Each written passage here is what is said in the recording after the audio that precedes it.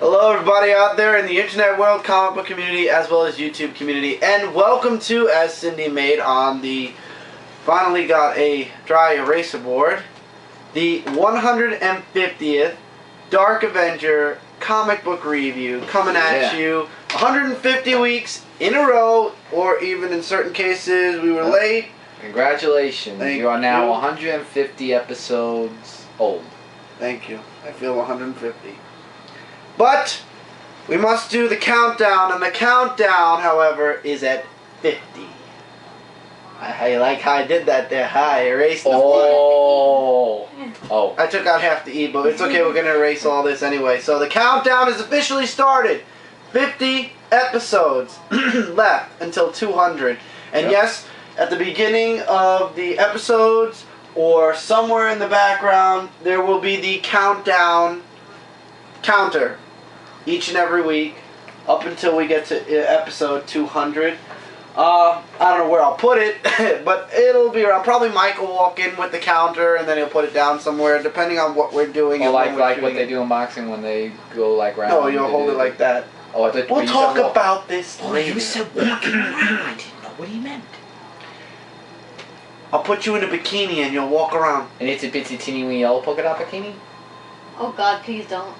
That she wore for the first time today. Did you know that for all 150 episodes, Michael, and I mentioned this from part 1 of my special, we're going to do a little reminiscing before the comic review. I can't help it. There's not that many books this week. Don't worry, guys. Did you know for all 150 episodes, you were either behind the camera, aside of the camera, when we got the tripod finally, or in the reviews? Yeah. It took about 100 reviews to get him on board on this. Well, I have to admit, from episode 100 to now, it's been really an honor to a year, basically almost a year. Yeah, basically almost a year. It's been an honor, and after doing the side thing, the monthly reviews, which I'm not gonna do because Mike's sticking around. And the first shirt I wore on the review, which I believe was this. I have a question for you. Okay. Are you getting the Thunderbolts with Punisher and Deadpool? I'm buying it. Regardless, I'm buying it because I want to read it. But are you gonna read it? Oh, of course. It has Punisher and all the other heroes. Yeah. Punisher, Elektra, Red Hulk, and Spider-Man. Deadpool. No. Venom. Venom. Right. I thought it was Spider-Man. Yeah, it's Venom. It looks like it's gonna be a good book. Who would think that the Punisher would be on the team? I don't know. Wow. And there's gonna be a second X-Force book with Cable, Forge, Domino, and you told me about Colossus. That looks interesting also. Marvel's bringing out some interesting team books. Yeah. And now they tease the word superior, so we don't know what superior means. I don't know. You gotta check that out and see. Maybe so. Or you do. Yeah, we'll see what happens. But anyway, I'm looking forward to a lot of stuff coming out of Marvel, not so much stuff coming out of DC, and working with a lot of companies. We are working with a lot of companies now. By the way, guys, Xenoscope Advanced Review will be this Monday or Tuesday. Also, there will be in the Advanced Review, which is really, it's a preview, it's a glorified preview.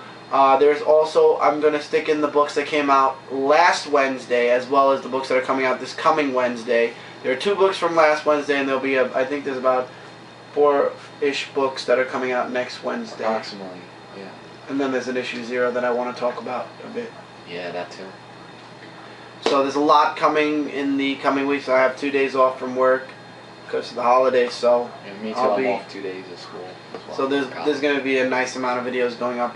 But we're here for the comics, so let's kickstart 150. All right, let's go. And the first book we're going to kickstart 150 is Manhattan Projects, issue number 6, Star City, with the Russian symbol cover.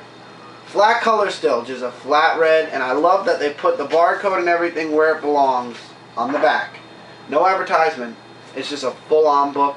This is the way a comic book cover should be. The logo should be in the on the top. I agree with that, but there shouldn't be any codes anywhere on the front of the books. I think everything should be in the back, and if they're going to have advertisements, put it on top of the advertisement. It's just not worth it. It ruins the picture on the cover. Just my opinion. Agree, disagree, up to you guys.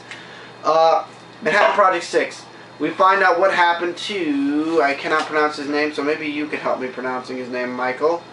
Well, you said I'm not so good at pronouncing, but... Maybe you can help me here. Yeah. Where there. Helmut Grotrup. Grotrup. Well, the O has 2 dots on top of it, so it might be Grotrup. Or Grotrup. I don't speak German. So anyway, we're splitting the story into 2. Instead of going along with Dr. Oppenheim, Richard Feynman, and all the other normal cast that we're used to seeing, we go in a different direction. We follow, I'm using his first name only, and that is Helmut. And this is way back a couple of issues ago where he disappeared when they got the general, I forgot his name, how to pronounce his name too. A lot of names. Thank God for Index. Werner von Braun. Werner von Braun. And it turns out we find out what happened to him. This is his entire what happened. It's also the beginning of Volume 2, I believe. Unless Volume 2 started in the last issue. No, but I think this is the first issue of Volume 2. He ended up working for Star City. Really big city right there. They know the war's over, but they want to beat America still to basically space and the moon, and they already found alien technology, and then he's basically offered his freedom if he successfully lands, puts somebody into space, and then brings him back to Earth. And he does. Unfortunately, though, the general dies, and an alien actually takes over in his spot. And long story short, in the very end, it's jumping back and forth between the past and the present, the past being in blue and the present being in red. And in the end, it turns out that Star City goes to the Manhattan Projects, and Helmut actually comes face to face again with Werner von Braun, and Werner von Braun basically was telling him way back when, I own you. This isn't, whatever you discover is not for you. You're doing it for us. And this is just a crazy book. This book it makes you think, and it's crazy. You got to go over this book a couple of times, but it's a fun crazy. I enjoy it. Love Manhattan Projects. This was one of the last 2 books I actually had to read this week for this review. That's why I'm a little bit sketchy on it. You got to read these books a couple of times in order to understand. Because at first I was thinking, okay, we're in a new place, and then I realized it actually forks off from a couple of issues back instead. But Jonathan Hickman. No Albert Einstein. No Albert Einstein Oh. at all in this issue. I was expecting that was a him downer. to be, yeah. That was a downer in this issue. I'm working with Image. I actually got an advanced look at this book, Oh, okay. and I completely forgot I had it, so I didn't look. Well, now So- you remember. Yeah, but no Albert Einstein. Sorry, Cindy. In this book, next issue. It's okay, Cindy. But it's really good. Volume 2 begins, I guess. I believe it's Volume 2 beginning here, so definitely check it out. Next up, we have a book that I cannot discuss because it is so epically large. It's cover B to More Than Meets the Eyes Transformers. I wish I could tell you guys what goes on in this book, but if I was to tell you what happens from cover A, from point A to point B, we'll be in part 3.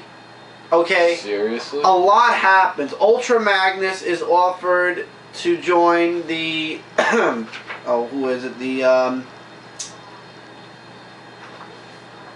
guild, I forgot what they're called. They have the crew name right here. Yeah, the crew names are here, but it's different. Oh. So it's like a group. Maybe I could help.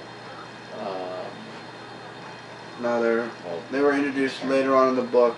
Basically, they're going to Crystal City, and along the ways, it turns out something's buried in Crystal City that kind of is trying to reach out for Cybertron now that it's free.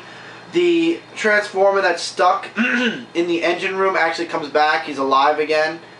And just a lot of stuff happens. And like I said, Magnus is offered... Oh, here we go. To join the Galactic Council. They want him to leave Rodimus and join them. And basically in the very beginning of the book, and don't get freaked out by this, Ultra Magnus actually smiles. And Really? he never smiles. First time he smiles. Oh my god, that is a That's smile. creepy. And creepy, yeah. Yeah. But I wish Ultra Magnus would smile a bit more. He doesn't look... He's so serious all the time. Tailgate officially becomes a Autobot. Unfortunately, when he's getting christened, a lot of the stuff from the main story goes on. But it's like there's just so much involved. Every character has his little part in this, and then they go back in time and they talk about the first light, which is here, and the gods basically of the Transformers that led into the existence of the Autobots and Decepticons, or the Cybertronians, so to speak. It's just a really good book. It was really a great read. And it's been a long time since I've seen a book not only with a spine of its own, like with the words on the spine, but with a back and no advertisements, just like the old $5 books from way back And when. it has a creepy smile. Oh, it has a creepy smile. Oh my god, no. But it's just really good. I really enjoyed this. I'm glad I got cover B. Cover B I really like a lot. And the back cover says a lot also. You get a lot of stuff in this. It recaps a few things that have gone on in More Than Meets the Eye already. And it also pushes the story forward. So yes, it's definitely a must-read if you're reading the More Than Meets the Eyes. The one downside, and this is also for what's going to happen with the Teenage Mutant Ninja Turtle annual, is it's a $7.99 book. Nearly $10. There's a lot of pages. Very little to no. Actually, there are no advertisements. I think I just realized there are no advertisements. So it's like commercial-free advertisements. Yeah. Okay, let's say that, yeah, it's like basically no advertisements. It's all comic book. Zero. No advertisements at all. Even in the back you get sketch art. There are no advertisements except for in the very, very back, the last couple of pages advertising the series. Zero advertisements. Zero anything. It's just 100% Transformers every single page. So there are no ads in this book at all. So basically, I never thought they'd do that. I haven't seen that in a long time, and I actually reading the entire book, I just noticed that now. Because you know, you condition yourself to forget the ads in the comics, and you just keep going. So yeah, no, this is actually the first time I noticed there are no ads. There are no ads in this book at all. So you get what you pay for. Every single page is a comic book. I'm looking forward to Robots in Disguise. My pockets aren't looking forward to Robots in Disguise, but I'm looking forward to Robots in Disguise. And my pockets are also not looking forward to the next set of annuals from DC, because there's like 3 I gotta get yet again. Superman, Swamp Thing, and JLD. Yours might be a week late because I might have to cut one at first. That's fine. Yeah, you said it's okay already. Yeah, I did. Or I'll cut Superman, one or the other. Yeah, it doesn't matter. I don't think I'll cut Superman though. I don't know. We'll get to it when it gets to it. Yeah. Before Watchmen, Comedian, issue 3 of 6. I think Comedian goes a little bit cuckoo for Cocoa Puffs in this story. I like how you used that term I came up with. I like how you steal my ending to all my videos all the time also in your videos. So basically, Comedian comes home from the war, and we all know nobody wanted the Vietnam War, so you got a bunch of hippies and everybody else saying it, you know, the war shouldn't have happened. And basically there's a riot that breaks out in America. Well, he's back in America now, and basically he breaks into a couple of stores. For the people, he actually has the happy face painted on his face. That's why I say I think he lost it a bit. He throws poo-poo on a police officer, a police chief, for God's sake. Really? Poo-poo on a face and you're laughing? No, I'm not laughing. I'm just saying, why would they put that in the combo? Like, seriously? I hope that poop didn't come out of him. No, it came out of the horse. Or the dog, the police dog. Oh, so that would be... And the president's telling him you have to apologize, and he's like, no, the riot was stopped because I was there, it was me. So, yeah. Interesting. Comedian is a very interesting, in-depth character that I look forward to reading 3 more issues into. Really not, I'm surprised they actually made the Comedian a 6-issue series, but then again, Comedian was killed off right from the get-go of Watchmen, even though they had a lot of flashbacks, so it's actually good he gets his own 6-issue series before the big Watchmen. Yep. One of my favorite books, third favorite definitely. My first favorite is Night Owl, well actually no, it's the Minutemen, then Night Owl, and then Comedian, followed by Silk Spectre, which is ending, and Dr. Manhattan. They're both even. So give it a check out if you're a Before Watchmen fan. A book that I've been waiting 2 months, no joke on this, 2 months for. He-Man and the Masters of the Universe, issue 2 of, I believe, 5. Also, it's a mini-series? I thought it was ongoing. Unfortunately, it's a mini-series. Maybe if sales go well, there'll be an ongoing. So Adam is still searching for answers. He has memories, he can't explain them, and he comes up against the next, as you see from the cover, another one of his arch nemesis, which is Lockjaw. And he has no idea who he is, and he gets arrested, and basically he I believe it was Lockjaw. Now I'm second guessing myself, so now I've got to make sure. There's a nice fight scene. Trapjaw. I knew it. I knew I was wrong. See, I knew I was wrong. Lockjaw. I'm nuts. I'm nuts. I'm tired and I'm sick, but I'm still doing this 150th review. I'll be sick tomorrow. Today I'm doing the review. So Trapjaw shows up. He's a prisoner of Trapjaw. Skeletor basically said, he gave the word that basically to catch him and kill him. So he's in prison. The next day he goes on trial, which he does. Trapjaw tries to kill him, doesn't succeed. Adam gets a hold of a sword, and he's like, I've never wielded a sword before, but how am I so good at using the sword then? And he's still questioning his memories, that he has none at all. Teela makes an appearance in this book also, and she's actually the reason why Adam gets away at the end. And the ending was epic with the bird. She's like, would you mind much if we start with the fact that that's not a bird? So it's really good. I'm enjoying it immensely. The artwork is amazing. I can't wait for Adam to actually become He-Man again, because we all know he is. Skeletor is drawn awesome as well. I'll give you guys an example of that. It turns out I believe the writers changed in this book after issue 1, and that's why the book was so delayed. It was either the writers or the artists or a mix-up of the both.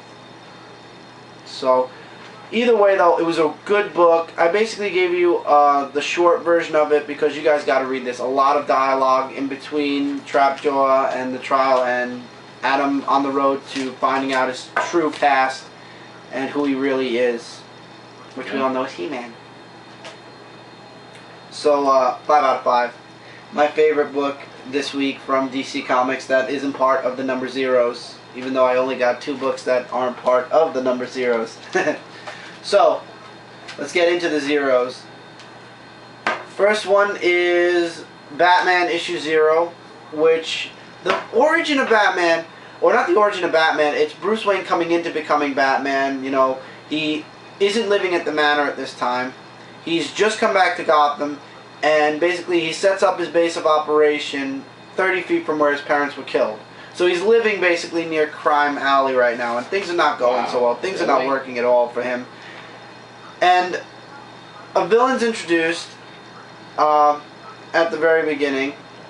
Who are they? They look like siren heads. Yeah. They're the Red Hood gang. Oh. And we won't, and here's the funny thing though, we're not going to hear anything more about the Red Hood gang until, and I quote this book, 2000, and the story continues in 2013. So basically, this entire origin story of the Red Hood gang and everything isn't going to even go any further until next year because they're too busy. Death in the Family. Yeah, right, that's going to go all the way until the end of 2012. So this is definitely, probably this will be the next story arc after that. And then I enjoyed the second story better. This was a telling of where all the past Robins and Barbara Gordon were at a certain point in time in Gotham City.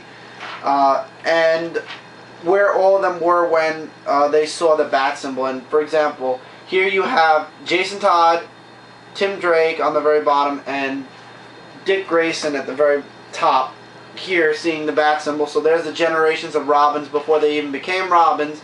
And then you have Barbara Gordon at the very end of the series, at the very end of the story. So it's basically all the future Bat family looking on before they actually became part of the Bat family at the bat symbol. And that was really cool. That was one of the favorite story out of the 2. My favorite story out of the 2 was that. I did enjoy this series where it's like Batman getting started, you know, working on stuff. Here's like the first makeshift Batcave, so to speak. I love Greg Capullo's artwork, and as long as Greg Capullo stays on Batman, I'll be with Batman. Greg Capullo leaves, it really just depends on the artist. But in my opinion, Greg Capullo and Scott Snyder make Batman right now, so when they leave, I'm probably going to drop the series because they've done such brilliant work with the series thus far. I really enjoyed this origin. It's the only Batman book I get. I would highly recommend you guys check it out, especially for the second story. It was fun to read.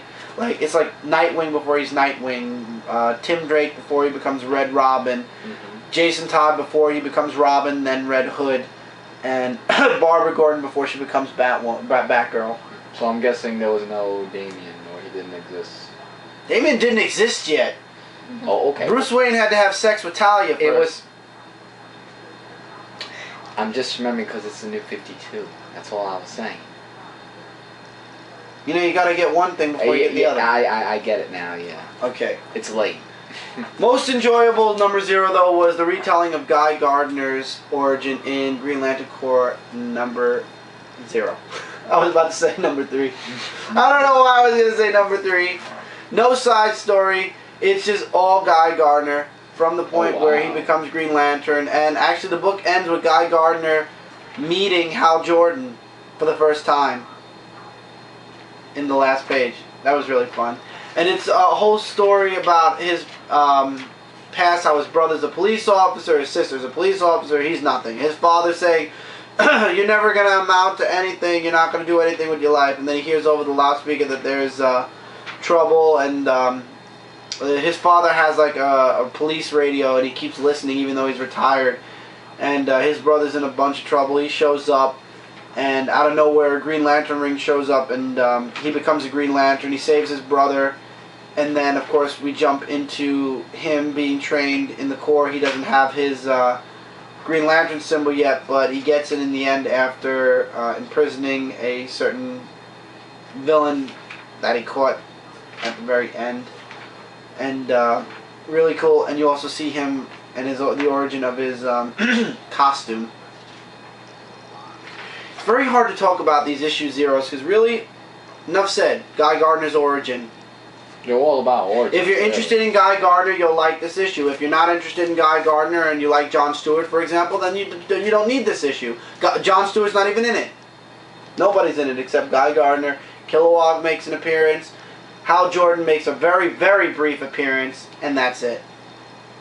So really there's not much to say here except Guy Gardner's origin. Learn about Guy Gardner before he actually became a Green Lantern.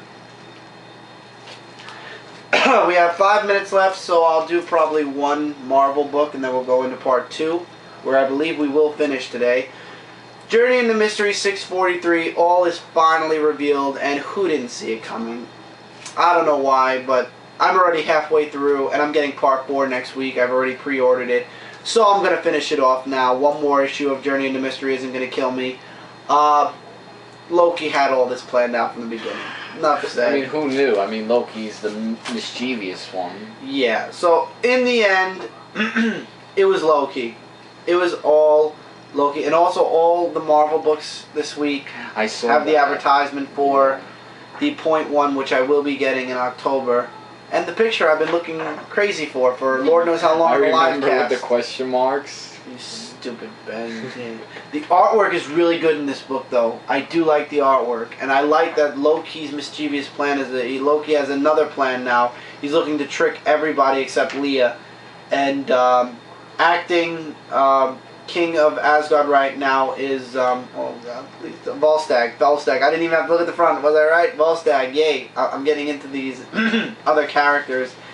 The ending I'm going to leave for you guys till next week, but Loki and Thor are in Muspelheim, and something goes on between the two of them, but I won't tell you guys until next week. Wow. Because this is the turning point in Everything Burns, and next week you guys will know exactly how this book ends, because that's how next week's book's going to begin. So, yeah, I'm looking forward to seeing what's going to happen in The Mighty Thor. I could care less really what happens in Journey into Mystery. Doesn't bug me at all what happens in this book. I might get the first issue from Marvel Now because I like the cover especially and it looks interesting. I like Sif, so I'll check that issue out. But 2 to 1, I'm not going to get it anywhere past that issue. 3 minutes, whatever. Captain America number 17. I was right. At the end of the issue, Cap was being bum rushed by a bunch of brainwashed because I was right. Radio signals through the broadcast station. He gets saved from the crowd of people. Epic artwork. My God, this artwork is really good. This is written by Brubaker and Cullen Bunn. Oh, wow. Really good artwork. I'll find more artwork to show you guys. Oh, wow. Is that the Falcon? No, yeah, Falcon's in this also. Oh, sweet. I like Falcon. So, in this issue, Cap gets... Excuse me. First of all, you see the tension between Cap and Sharon Carter a lot. Like, she asks him if he's alright. He doesn't answer her at all. He just turns his back on her because we all know she killed D-Man, Demolition Man, in the last story arc. So Cap is still kind of holding it against her, sort of. And they basically got Braxton, the head of Braxton, to tell them where all the signals are coming from. Basically, where Cap can find Bravo, and Madam Hydra. But in space, they found out where the satellite was that was broadcasting all the hypnotic stuff, turning people against Captain America and everybody else. So they're at the satellite. Cap is going for Bravo and Madam Hydra on Hydra Island. Here's Hydra Island, by the way, for those of you who are interested. And it leaves you Cap. They leave you off with Cap right in towards the end of the book. You get a couple of extra pages here, but Cap basically says, "You ever been in a dogfight, soldier? Because you're about to be." For the first time, if you haven't. That was epic. And then we go into the satellite where the Baron shows up, and it's basically Baron versus Sharon Carter, and the ending, however, I'm going to leave alone, but I don't think that the satellite is their big problem anymore, and why? It's because they went mobile, but I won't say how they went mobile. You're going to have to wait for the next issue where there'll be, obviously, a lot more pictures of how they went mobile. Yeah. You guys should be checking out Captain America. I was not a Cap fan. I never read any of his books. I picked up Winter Soldier for this week. That came out this week for next week along with Uncanny X-Men because I hear it's a huge connection to AVX, but I'll talk about that more when I get to AVX. But I got Winter Soldier for now to see how the next issue goes because everybody's like, how could you drop it at that point? So I decided, fine, I'll get one more issue.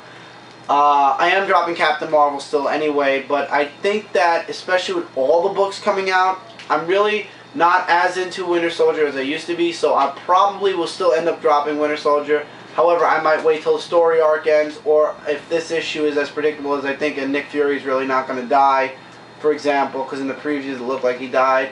Nobody spoil it for me, let me find out next week. Yeah, I'm probably, if it's as predictable as I think it is, and if I see where the story's going, which is, I believe I do know where it's going, we're at 28 minutes, I'm probably going to end up dropping it. Come back for part 2, where we will definitely be concluding this week's comic book review, for sure. Oh, I'll need this. Actually, we're going to keep it in the order it's in. Alright guys, see you in the next part to this week's 150th comic book review.